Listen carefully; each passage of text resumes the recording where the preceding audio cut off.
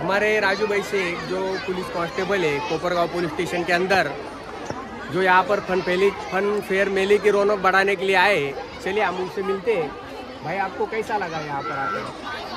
ये जो इकरा उर्दू स्कूल में जो भी प्रोग्राम रखा हुआ है ये एकदम बढ़िया है। जैसे मैं बचपन में था तो अभी मुझे पुलिस होने के बाद फर्स्ट टाइम जो है तो मेरी जो भतीजी है तो उसके प्रोग्राम में आने के लिए मुझे जो भी देखने मिला है तो बहुत अच्छा लग रहा है।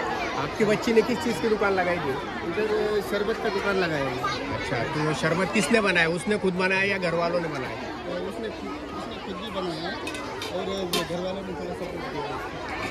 बच्चे ने पूछा होगा ये कैसा बनाते, क्या बनाते। तो पूरा टोटली माहौल यहाँ कर देखकर आपको क्या लगा, कैसा लगा? ये कैसा, ये ऐसा होना चाहिए इसके आगे भी प्रोग्राम या क्या? इस बारे में आप क्या बोलेंगे? नहीं, ऐसा प्रोग्राम तो हर स्कूल में होता नहीं है।